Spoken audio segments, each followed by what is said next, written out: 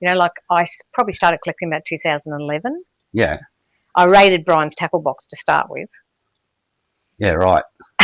So you've been, well, your history. When did you guys come to Glen Lyon Dam? End of 1987, we started here. So we're good 38 years now at the park, and we love it. We don't know what the end's going to be because we keep saying next year, next year, next year. But it's got to happen sometime. And we did have some plans for retirement, but we've changed our mind on how we're going to do it now. So our children are in Tenterfield, so, you know, our family's all around us, so which is great, and they all come in and help. Yeah. So I found when we first started at the park, I didn't sell lures to start with, even though it was a fishing place. But probably for the first 2 years, I had bits and pieces. And then I started to get in Trevor McFetus and Peter Newell lures, and then Garra, obviously.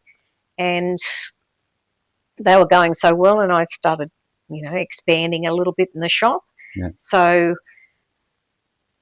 I had a knee operation in 2011, and because I had to spend so much time just not going up and down steps and serving fuel and whatever, I was just in front of a computer screen, and I found that Lure Lovers was there and lots of information on it, and I found that that was what I wanted. It wasn't even so much the lures, it was the information that I wanted. So I've been into history for a long time now, so history of the park, but also history of every lure maker out there. Yeah, and that's something a little bit unique. I know when I was a little bit fanatical about collecting lures, it was just the lures. So that's what I noticed. And before we started filming here today, I had a bit of a look through in your shed where you got some of your storage, like your information, your flyers, and I'll show some of those in the cutaways, like colour charts and photos and things like that. That's just insane. And it's a different perspective on the collecting of the lures that I've seen.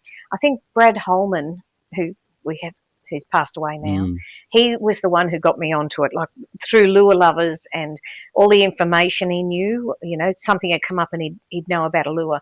That's what intrigued me. And I'm not backward in ringing somebody up and just asking them a question.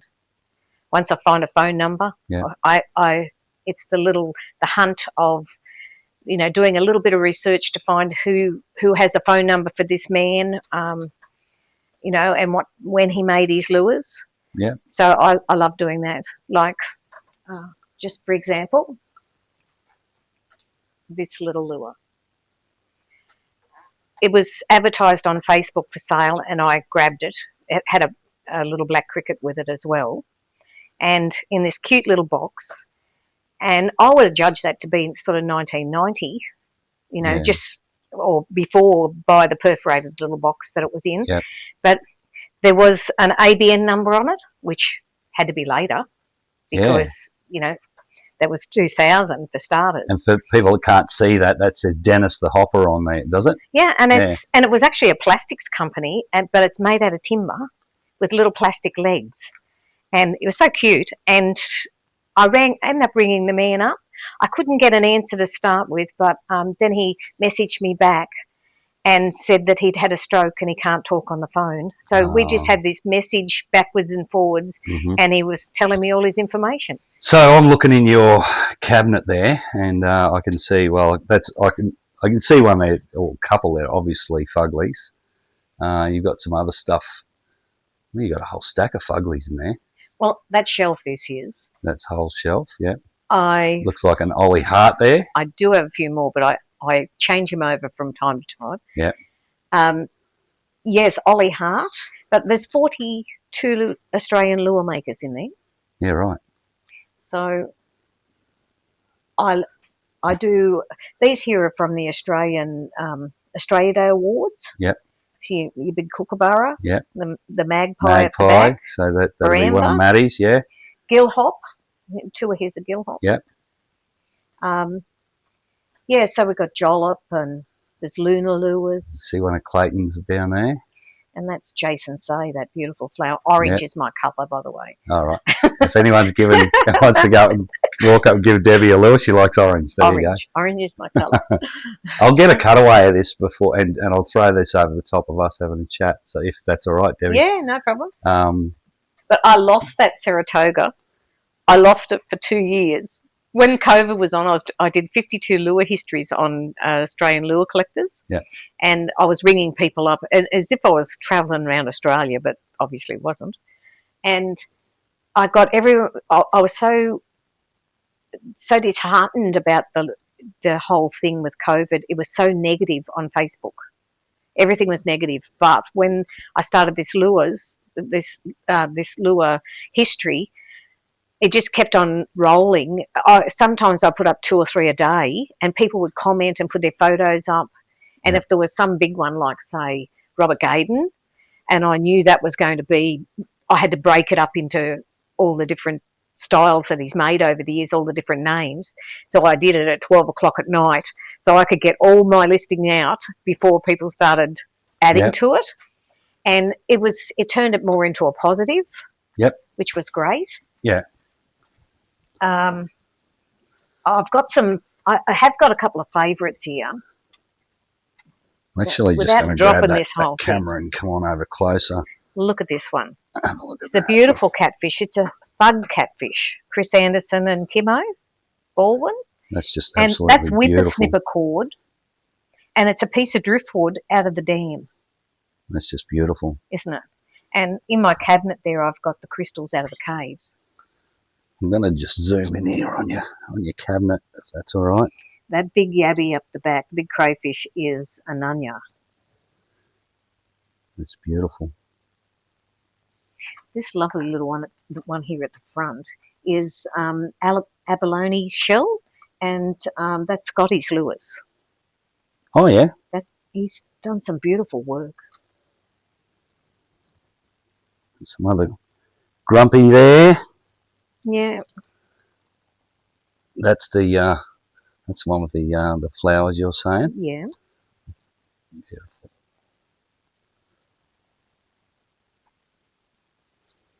And up here's Levos. Oh, I just love the tentacles in that. The curve of the tentacles, it's beautiful. Yeah, well, that attention to detail, like being a jeweler, he's just got an incredible skill set. That's Chris Nielsen's over in the corner there. Yep. But look at this one here. Look at the Viking. The Viking. That won the most artistic lure award. Yep. And that was kind of the intent of doing some of the awards at the expo, was just try and bring those artistic juices out in some of these guys with a little bit of friendly competition. So, Debbie, we mentioned before, we kind of touched on legacy and things like that. And with, we've lost a few lure makers and throughout the years, and I guess, none of us are here forever. No. I know you looked at, went down the potential for doing like a museum. Still haven't given away that idea. Yeah, I'm not turning that off. Where I am going is, what do you do? What are you going to do with? I mean, you're still expanding your collection to a degree. Yeah. I've actually gone on a few different avenues, like book collecting and magazine collecting and art. Fishing art. Yeah, like Trevor Hawkins. I've got Aboriginal art. And, yep. Yeah. And Aboriginal art. And there's a few others that pop up from time to time, like Mick Molnar and stuff like that. They do like fish art. I've got his first cod photo. Yeah. His first cod painting that he had at the expo several years ago. Yep. There was the first time he'd actually done a painting. Yeah. It's huge.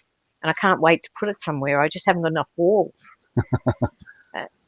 So Brian had this design in mind with windows all down one side, and I said, and where am I going to hang my art? I don't need windows all the way down one side. Yeah, right. You need have a wall. Yeah. But you're the boss. Just tell Brian what's happening. I know. He might think he's the boss. But so what? I mean, none of us are here forever, Debbie. No. And it's sad to say, but that's the way of life. Mm-hmm. So where where's your legacy in all this? You know, there's family legacy and all that, and that's nobody's business but your own. But with your lure collecting, you know, where would you like to see your collection end up once we're all under the ground? Well, I'd like it. I wish there was something like an Australian lure museum, and I've got a friend over at Evans Head, and he has a lot of fishing paraphernalia and everything. And at one stage, I was going to buy all of he's actually a lot older than me, and I was going to buy all his lures off him that he had over there. And they come from AFN, AFN Fishing Museum. I still have it in mind to do, but we probably now, instead of looking in Tenterfield, we're probably going the other side of Stanthorpe, between Stanthorpe and Warwick. It is always in the back of our mind that we want to do this, and we want to have a little cafe and whatever. I mean, to go from one business to another. And Brian obviously is getting on, but and so am I. But you're not. Brian is. No, Brian's 10 years older than me, though. Yeah. So,